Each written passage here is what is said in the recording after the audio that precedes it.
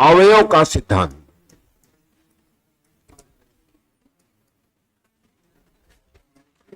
इसको दिया थार्नडाइक ने।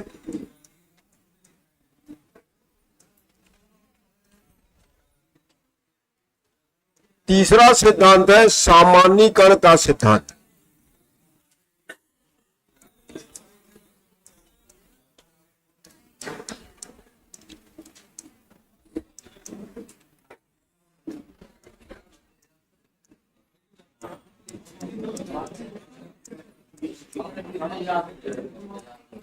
जुड़ ले दिया। चौथा दिया आरोपण का सिद्धांत।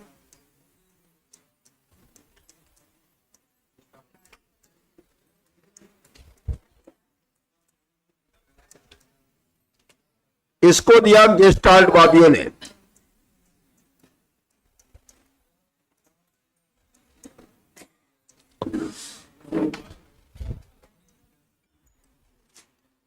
सीखना और सीखने का सिद्धांत।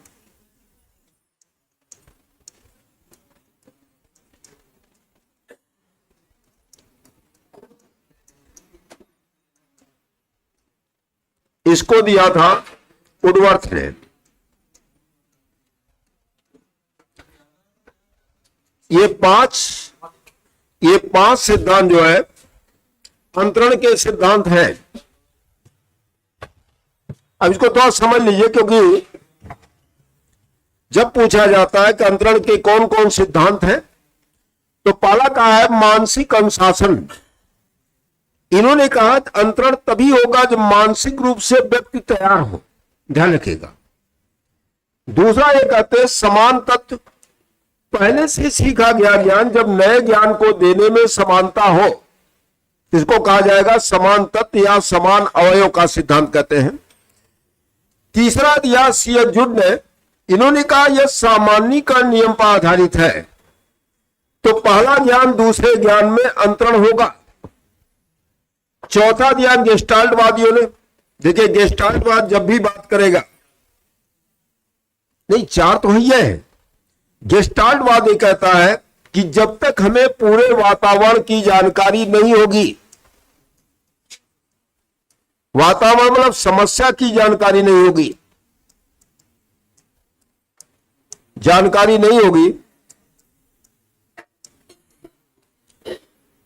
तब तक अंतर्दृष्टि या सूझ पैदा ही नहीं होगा।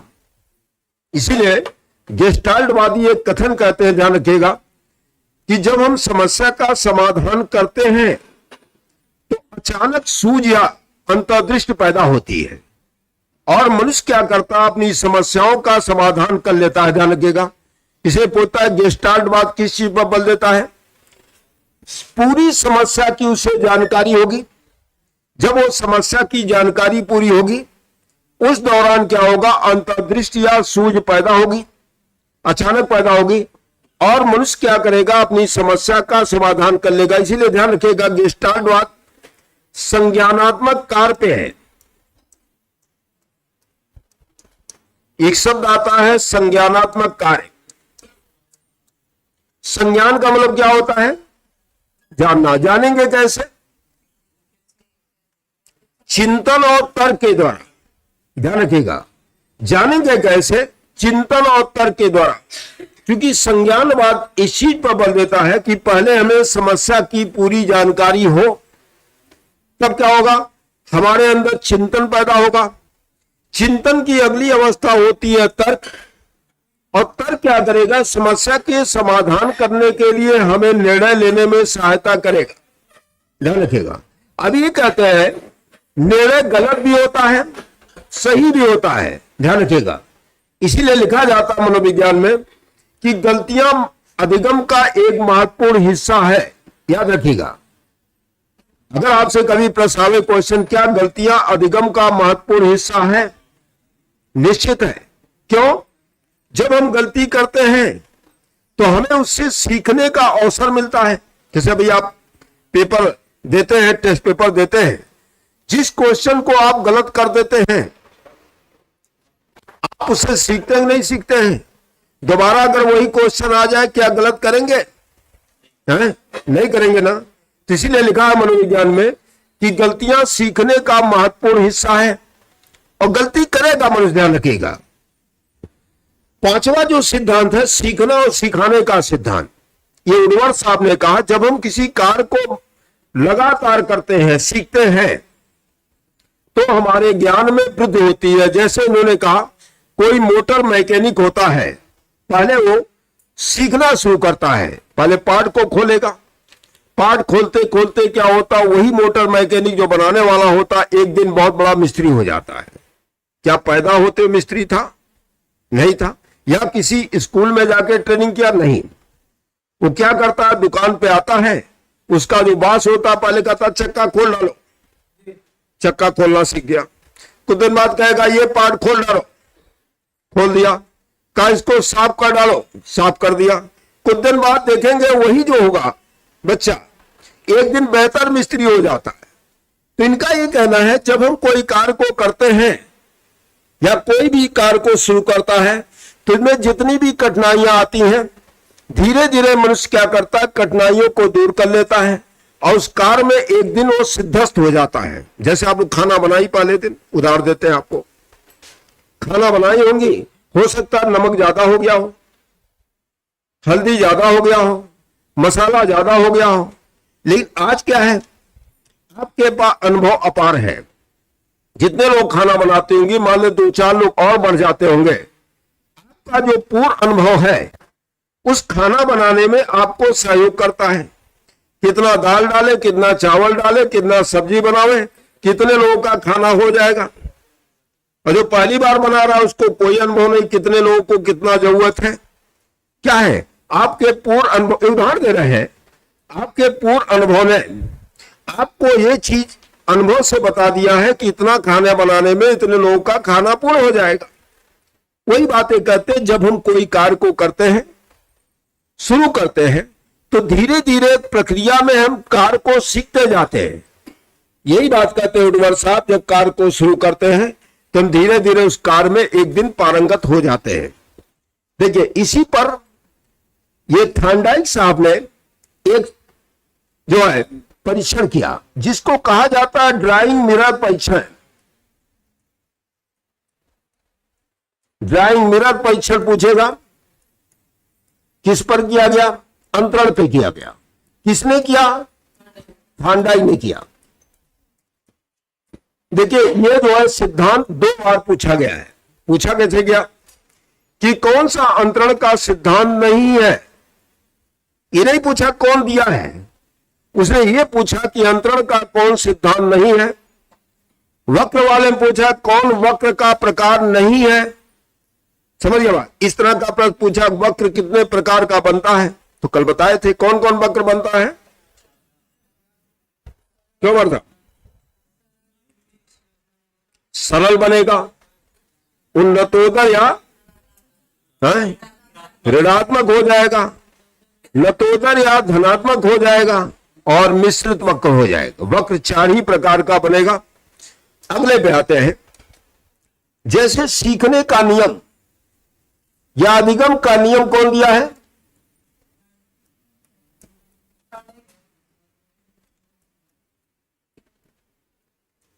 अधिगम या सीखने का नियम देने वाले हैं थॉर्नडाइक।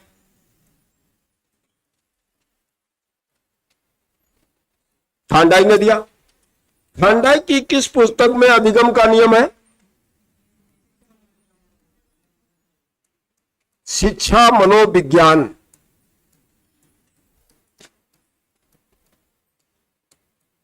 वाले आपसे बोलते शिक्षा मनोविज्ञान किस वर्ष पुस्तक लिखी गई थी? कोई बता सकता है? नहीं बता सकता, कोई बात नहीं। यह पुस्तक 1912 में लिखी गई। जो एजुकेशन साइकोलॉजी पुस्तक लिखी गई थी 1912 में पुस्तक लिखी गई है। इसमें सीखने के 3 मुख्य नियम हैं। 3 मुख्य नियम है और इसमें 5 गौण नियम है।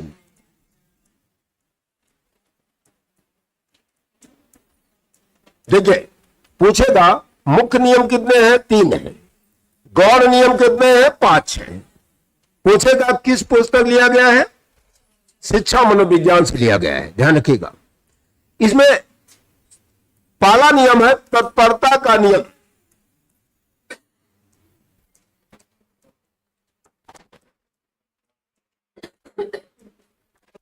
मान लिया आपसे पूछ दे तत्परता का नियम क्या होता है सीखने में?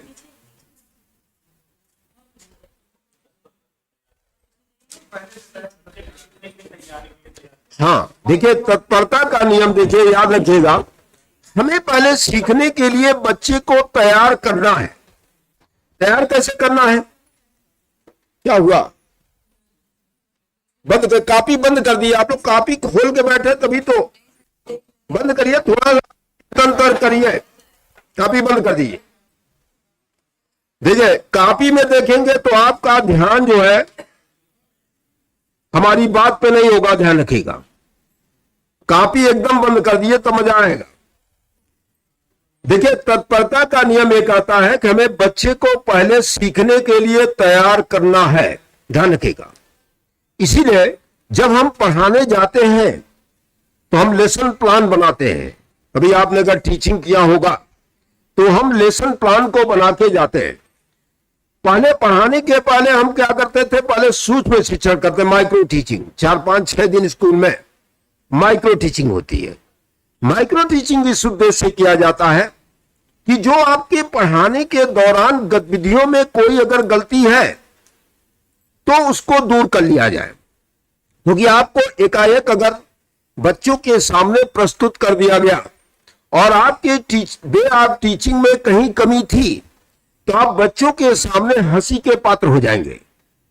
तो होता क्या है, पहले हम क्या करते हैं? सूक्ष्म शिक्षण कराते हैं। अपने ही बीच के लोगों के बीच, 4-5 लोगों के बीच आपको माइक्रो टीचिंग कराया जाता है। माइक्रो टीचिंग का उद्देश्य होता है शिक्षण में जो भी गलतियां हो रही हैं या कोई त्रुटि है तो उसमें कमेंट में लिखा जाता है कि आपके बोलने की शैली ठीक नहीं है, आपका जो ड्रेसिंग कोड है, जो कपड़ा आप पहने हैं वो शिक्षक के अनुरूप नहीं है, आपकी वाणी धीमी है, ये सब चीज लिखा जाता है माइक्रो टीचिंग के दौरान। जब आप 4-5 दिन माइक्रो टीचिंग कर लेते हैं तो आपको स्कूल में टीचिंग के लिए भेजा जाता है। जब आप टीचिंग करने जाते हैं, अभी आप आगे पढ़ेंगे जो टीचिंग है, तब आपको क्या होता है? एक लेसन प्लान बनाते हैं। लेसन प्लान में अगर देखा होगा तो सबसे पहला बिंदु क्या होता है? प्रस्तावना। ये शब्द आएगा प्रस्तावना, ध्यान रखिएगा। प्रस्तावना इसलिए प्रस्तुत किया जाता है बच्चों के सम्मुख कि बच्चों को हमें सीखने के लिए तैयार करना है। अब प्रस्तावना ऐसा बिंदु होगा जो बच्चा पहले से कुछ न कुछ जानता है। हम क्या करेंगे? बच्चों के माध्यम से प्रस्तावना को निकलवाएंगे। इसीलिए पूछा जाता है कि तत्परता का जो नियम थांडाई का है शिक्षण के किस चीज से जुड़ाव रखता है? प्रस्तावना से। और यह तत्परता का नियम बच्चे के पूर्व ज्ञान से जोड़ा जाएगा। पूर्व ज्ञान मतलब जो स्कूल में ज्ञान लेकर आ रहा है उससे हमें इसको जोड़ना, ध्यान रखिएगा। क्योंकि बच्चा जब तक जुड़ाव नहीं महसूस करेगा तब तक वो अधिगम क्रिया में शामिल नहीं होगा। पहली चीज जान लीजिए, ये बहुत बड़ी बात कर रहे हैं। बच्चा जब तक जुड़ेगा नहीं, बच्चे को ज्ञान के जो उसके ज्ञान को लेकर आ रहा है जब तक हम जोड़ेंगे नहीं तब तक आपकी शिक्षण क्रिया में बच्चा शामिल नहीं होगा। इसीलिए पूछता है कि थांडाई का कौन सा नियम है जो शिक्षण के पाठ प्रस्तावना कौशल पर आधारित है? तत्परता याद रखिएगा, ये बार बार सीट में पूछा, यूपीटी ने पूछा है। क्योंकि जो प्रस्तावना होता है ये बच्चों के माध्यम से निकलवाना होता है, ध्यान रखिएगा। जैसे मान लिया आपने गांधी को पढ़ाना है, आप जाएंगे तो आपको गांधी का चित्र ले जाना पड़ेगा। लगा दिया तो बच्चों से पूछेंगे हु इज दिस, ये कौन है? तो बच्चा गांधी के बारे में तो बचपन सुनता है, 2 अक्टूबर गांधी जयंती मनाई जाती है, समझ गए। जैसे कल है 14 नवंबर, कल बाल दिवस मनाया जाएगा। आपके यहाँ बच्चों के बीच बाल दिवस मनाते हैं आप लोग। कुछ बच्चे पहले से परिचित हैं, ये चाचा नेहरू का जन्म दिवस है? सोचेंगे मिठाई ठाई हो सकता मिलवे करे चाचा नेहरू के जन्मदिवस पर। हाँ, तो यहां क्या है, जो तत्परता का नियम है, ध्यान रखिएगा, ये शब्द जो लिखा है ये क्या है, इसका उद्देश्य है कि बच्चों को पहले हमें सीखने के लिए तैयार करना है। बच्चा सीख गया, सीखने के लिए तैयार हो गया, तो पढ़ाना आपके लिए आसान हो जाएगा। आपके लिए भी है भाई। अगर मान लें हम पढ़ा रहे हो और आपको हमारी बात समझ ना आ रही हो, तो क्या आप सीखने के लिए इंटरेस्टेड होंगे? नहीं होंगे, निश्चित नहीं होंगे। तो यहां क्या कहते हैं, पहले हमें सीखने के लिए तैयार करना है। जब तैयार हो गया बच्चा, तो आप जिस दिशा में उसको ले जाना चाहेंगे, बच्चा सीखना शुरू कर देगा। मैडम सो रही, आप एकदम तत्पर रही सीखने के लिए। हाँ, तो यहां क्या है, तो यहां क्या, तत्परता का नियम यही कहता है, जब सीखने के लिए पहले बच्चे को तैयार करना है। और तैयार कैसे करेंगे, पहले पूर्व ज्ञान से जोड़ेंगे। इसलिए लिखा जाएगा कि हमें पूर्व ज्ञान से इसको जोड़ना। इसलिए मैं आपके सामने पूरी व्याख्या कर रहा हूं। मान लो सीटेट में इस तरह का प्रश्न आता है, तो आप निश्चित उसको कर ले, ध्यान रखिएगा। दूसरा इसमें सिद्धांत है, नियम है अभ्यास। अभ्यास का नियम देखिए, जब बच्चा अभ्यास करता है तो दो चीज होती है। एक क्या होगी, अभ्यास में बच्चा प्रयास करेगा, तो प्रयास करेगा तो त्रुटि होगी। मैंने अभी आपसे कहा कि गलतियां अधिगम का महत्वपूर्ण हिस्सा है। अभी बार बार कहा मैंने बात कि बच्चा जब अभ्यास करेगा, प्रयास करेगा, तो गलती होगी। भाई देखिए, कोई भी व्यक्ति अगर सीखने के लिए तैयार है या कोई काम करेगा तो गलती होगी, निश्चित होगी। लेकिन जब हमारा अनुभव बढ़ता जाता है तो हमारी गलतियां क्या होती, कम होती जाती है। ध्यान रखिएगा, जैसे आज है कि आप बाइक चलाते हैं, बहुत माइन्यूट होता है कि आपके साथ एक्सीडेंट हो जाए। हाँ, कोई अगर मानवीय भूल ना हो तो आप इतना अच्छा बाइक चलाते होंगे कि किसी का एक्सीडेंट ना हो। लेकिन जब पहली बार चलाना जा रहे, कहां ब्रेक मारना है, कितनी दूरी पर, आपको कोई अनुभव नहीं था। तो ये कहते हैं कि अब अभ्यास करते हैं तो उस दौरान अभ्यास को प्रयास कहा जाता है, और प्रयास के दौरान क्या होगा, त्रुटि होगी। इसलिए लिखा जाता प्रयास त्रुटि का नियम। इसमें एक बात एक और कहते हैं, उपयोग का नियम। उपयोग का नियम एक कहता है कि जिस चीज की आवश्यकता होगी हमें बार बार, उसका बार बार हम अभ्यास करेंगे। जिसकी आवश्यकता समाप्त हो जाएगी उसका बार बार हम अभ्यास नहीं करेंगे। तो इसको कहते अनुपयोग का नियम। अनुपयोग का नियम। अब देखिए, यहां प्रश्न करेगा उपयोग या अनुपयोग का नियम थार्नडाइक के किस नियम से जुड़ाव रखता है। समझ गए? जैसे उदाहरण दे रहे हैं, अगर यही बाल मनोविज्ञान की आपको उपयोगिता होगी तो परीक्षा पास करने के बाद इसका अभ्यास करेंगे। न एक महीना बाद पूछे थार्नडाइक ने कौन सा नियम दिया, तो हो सकता आप ना बता पावे। बताएंगे? नहीं बता पाएंगे, क्योंकि आपकी जरूरत भी नहीं है। ये तो आ गई समस्या। समस्या का हल करने के लिए आपने इसको पढ़ रहे हैं। जिस दिन समस्या आपकी सॉल्व हो गई, इसमें आ जाएंगे आप, अनुपयोग के नियम में आ जाएंगे। ठीक, अगला क्वेश्चन देखिए, तीसरा होगा प्रभाव का नियम। देखिए, सबसे महत्वपूर्ण अगर किसी थार्नडाइक का नियम है, यह है प्रभाव का नियम है।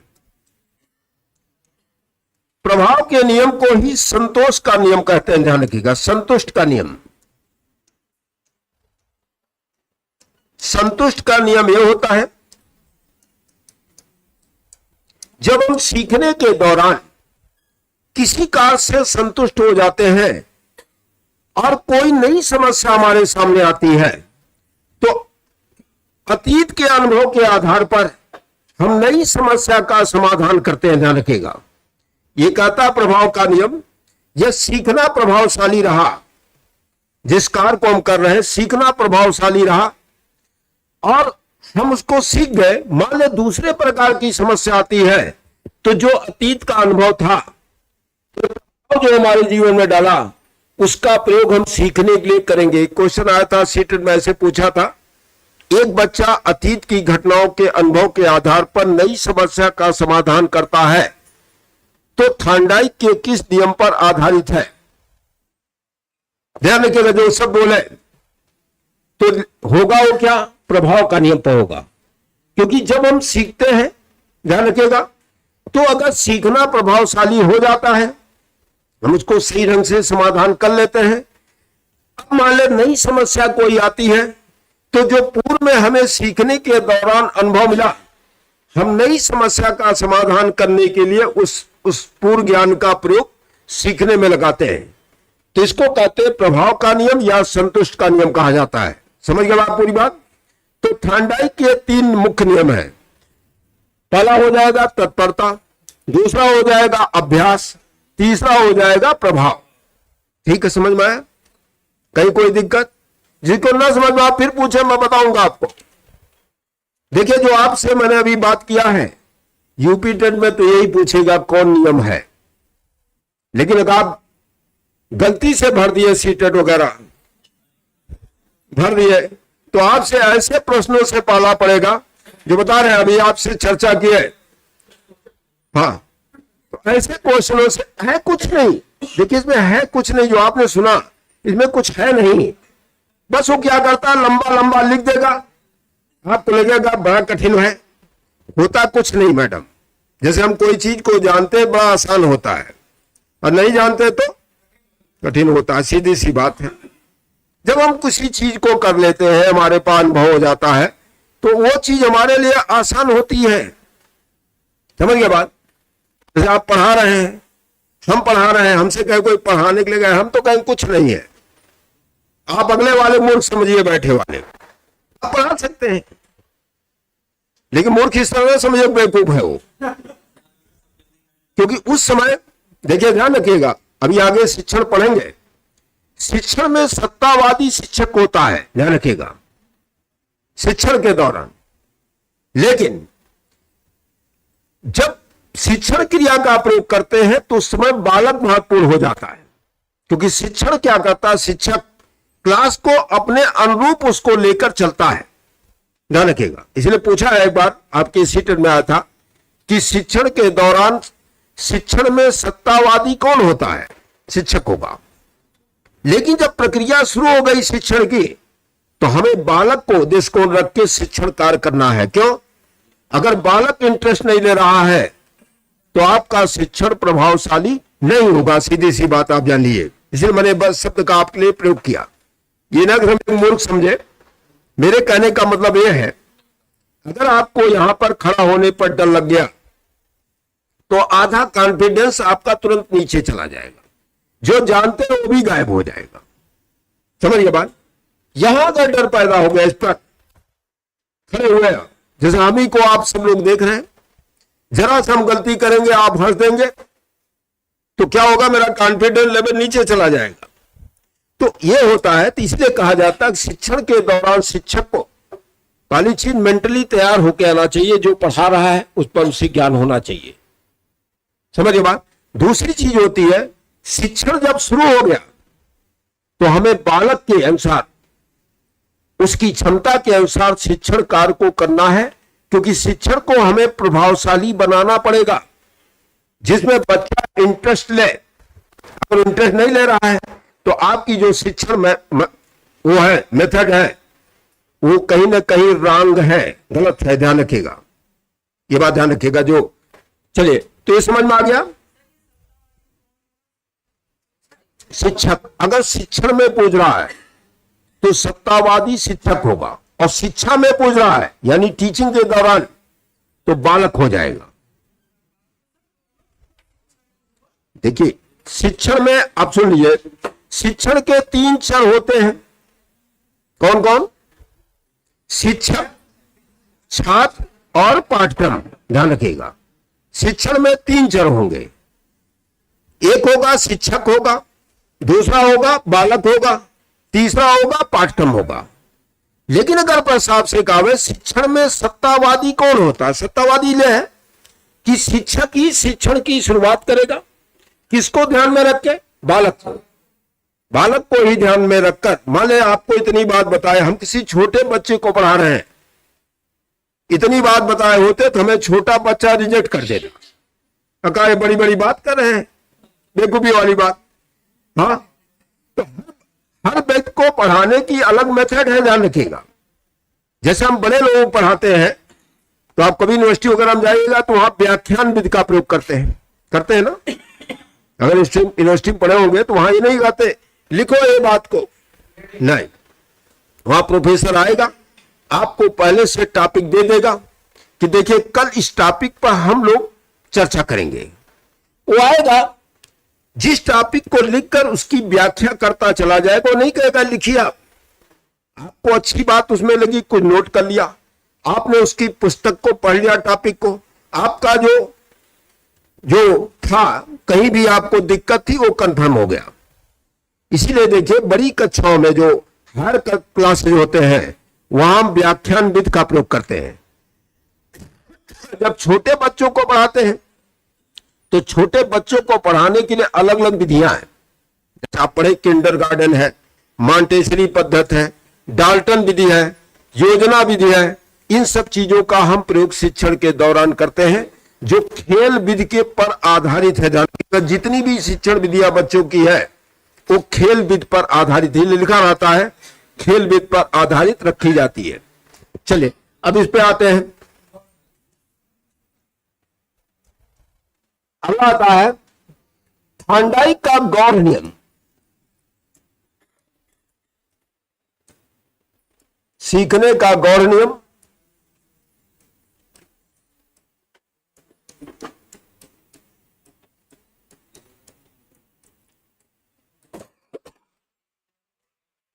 देखिए गौड़ नियम का मतलब समझ लिए। मुख्य नियम क्या बहुत इंपॉर्टेंट चीज होती है जिसको कहते हैं मुख्य नियम।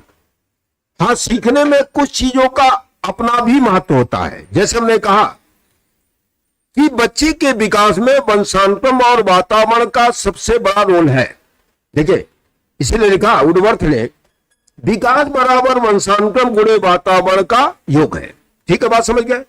लेकिन विकास में और चीजों का भी योगदान है, जैसे भोजन, स्वास्थ्य, ये सब जो है, बीमारी, रोग, सामाजिक आर्थिक स्थिति, इसका भी रोल है, ऐसा ना समझिए। लेकिन योगदान किसका विकास में है?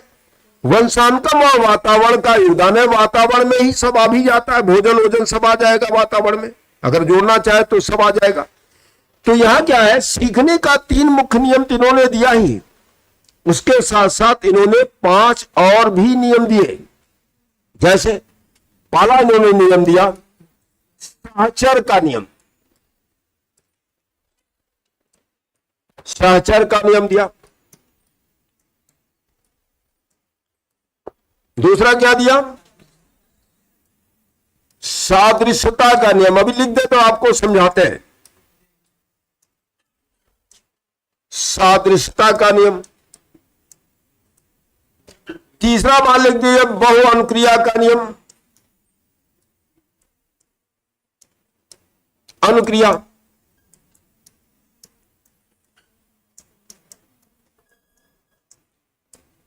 चौथा दिया आंशिक क्रिया का नियम।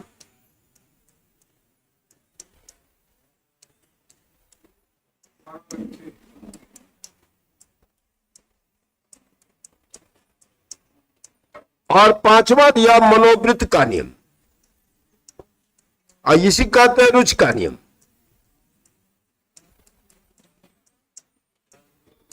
देखिए यूपी टेट में क्या करता है, मान लो इसमें से दे दिया 3 गौड़ नियम और 1 मुख्य नियम दे दिया। पूछेगा कि थांडाई के अनुसार निम्नलिखित में से कौन सा गौड़ नियम नहीं है, ऐसे पूछेगा। लेकिन अगर सीटेट पूछता है तो इसी में से शब्दावली ढूंढ कर वो प्रश्न कर देगा। सहचर का क्या मतलब होता है? सहसंबंध है। ये कहते हैं सीखने के लिए अगर आपके जो कार्य कर रहे हैं उसका सहसंबंध है तो सीखना ज्यादा आसान होता है। ध्यान रखिएगा, जैसे आपको जरूरत है तो सीखना ज्यादा प्रभावशाली होगा। सहसंबंध का मतलब होता है, सहसंबंध का मतलब उससे जुड़ाव हो, जैसे अभी क्या है, आपको परीक्षा ना पास करनी हो तो क्या आप इतना मेहनत करते हैं? नहीं करते ना, नहीं करते। उद्देश्य क्या हमारा, आपका परीक्षा को पास करना। सहसंबंध क्या है, पढ़ाई के साथ साथ हमें परीक्षा को पास करना है, इसका यह सहसंबंध है, ध्यान रखिएगा। परीक्षा ही नहीं पास करनी है, परीक्षा में ज्यादा से ज्यादा अंक को भी प्राप्त करना है। उद्देश्य क्या है भाई दोनों, ये भी है। हाँ भाई, उद्देश्य क्या है, परीक्षा को पास तो करना ही है, हमें ज्यादा से ज्यादा अंक को भी प्राप्त करना है। तो सहसंबंध क्या हो गया, साचर क्या हो गया, उस परीक्षा से हमारा जुड़ाव है। हम ज्ञान के लिए नहीं पढ़ रहे हैं, मान हमारे पास बहुत ज्ञान हो, हम परीक्षा में पास कर पाए, बोलिए तो क्या ये अधिगम प्रभावशाली होगा? बोलिए। आज इसीलिए लिखा जाता है, पहले लिखा जाता था शिक्षा का उद्देश्य है ज्ञान प्राप्त करना, लेकिन आज शिक्षा का उद्देश्य क्या है, नहीं परीक्षा नहीं, देखिए परीक्षा पास ही करना है, भविष्य में आने वाली जितनी भी चुनौतियां हैं उनसे मुकाबला करने के लिए बालक को तैयार करना, और चाहे नौकरी का क्षेत्र हो या कोई चुनौती आवे। आज शिक्षा का उद्देश्य क्या है, बालक को भविष्य में आने वाली जितनी भी चुनौतियां हैं, चाहे नौकरी पाना हो या अपने कार्य क्षेत्र में सामंजस्य को स्थापित करना है, उस चुनौती का मुकाबला करने के लिए बालक को तैयार करना है। इसलिए पहले लिखा जाता था शिक्षा का उद्देश्य ज्ञान प्राप्त करना है। समझ गए बात? इसलिए हमारे शंकराचार्य साहब, आदि शंकराचार्य का नाम सुना होगा, उन्होंने एक वाक्य कहा था बड़ा अच्छा, सा विद्या विमुक्ते, विद्या ही मुक्त का कारण है, यानी ज्ञान ही मुक्त का कारण है। ज्ञान मतलब जो हमारे पास अज्ञानता है उसको ज्ञान जो है अज्ञानता को दूर करे।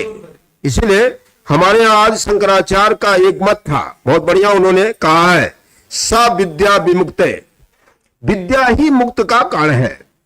गांधी जी सिर्फ कहते हैं शिक्षा पढ़े लिखा है, शिक्षा से मेरा तात्पर्य बालक के शारीरिक मानसिक विकास ही नहीं करना है, बल्कि बालक का सर्वांगीण विकास करना है। गांधी जी का कहना था, एक स्टेटमेंट है, तो कहीं पूछे शिक्षा से मेरा तात्पर्य बालक के शारीरिक मानसिक विकास से नहीं, बल्कि बालक का संपूर्ण विकास करना है, सर्वांगीण विकास करना है। गांधी जी का एक कथन था। यानी उद्देश्य क्या है, बालक का हमें ज्ञान ही नहीं बनाना है, बालक को भविष्य में आने वाली चुनौतियों से मुकाबला करने के लिए भी तैयार करना है। इसलिए आज शिक्षा का उद्देश्य क्या है, भविष्य में जो भी चुनौतियां आवे उसके लिए बालक को हमें तैयार करना है, ज्ञान ही नहीं देना है। भाई भविष्य में बच्चा किसी फील्ड में जाएगा, आप बच्चों को क्यों नैतिक शिक्षा देते हैं? इसलिए जाते हैं अपने कार्यस्थल पे जाएगा, नैतिकता का प्रदर्शन करे, इसलिए कहा जाता है। पहले हम पढ़ाते कैसे थे, ज्ञान के लिए। पहले क्या था, हम बच्चे के रटने पर बल देते थे, लेकिन आज क्या है, शिक्षा अवबोध या समझ पे बल देती है। ये सब ध्यान रखिएगा। आज की शिक्षा का उद्देश्य है बच्चे को रटाना नहीं है, बल्कि उसके अवबोध या समझ को बढ़ाना है कि बच्चा स्वयं उस समझ को विकसित करके अपनी समस्याओं का समाधान स्वयं कर सके। आप क्या है आज, इसलिए जो राष्ट्रीय पाठचर्या है हमारी एनसीएफ, वो कहती है बच्चों को सिखाना नहीं है, बच्चों को सिखाने में आपको सहायता देनी है। आज शिक्षक की भूमिका क्या है, परामर्शदाता की है, सुविधा प्रदाता की है, सहयोगकर्ता की है। इसलिए लिखा रहेगा एनसीएफ के द्वारा, एनसीएफ 2005 के अनुसार शिक्षक की भूमिका इस तरह की होगी, तो 2-3 शब्द लिखा रहेगा, परामर्शदाता, सहयोगकर्ता, सुविधा प्रदाता के रूप में आप काम करेंगे। अगर शिक्षक में इतना ही दम होता तो क्या अपने किसी बच्चे को फेल होने देता? मैं पूछ रहा हूं आपसे। भाई तमाम लोग मोटी मोटी फीस देकर दिल्ली में आईएएस तैयारी करवाते बच्चे को, क्या वो टीचर जो पढ़ा रहा आईएएस के लिए सबको आईएएस बना दिया? नहीं बना दिया ना। अगर इतना दम शिक्षक में होता तो शायद अपनी कक्षा में किसी बच्चे को फेल होने देता। मैं भी नहीं चाहूंगा कोई फेल हो जाए। हमारा उद्देश्य क्या है? सबको पास कराना है। समझे बात? तो ये कहते हैं, आज की शिक्षा ये कहती कि बच्चे के अंदर जो क्षमता है उसी को हमें विकास करना है। ध्यान रखिएगा, इसलिए शिक्षक की भूमिका एनसीएफ के द्वारा, ध्यान रखिएगा, नेशनल करिकुलम फ्रेमवर्क के द्वारा एक परामर्शदाता की होगी, सुविधा प्रदाता की होगी, सहयोगकर्ता की होगी। थैंक यू, कल बात करेंगे फिर।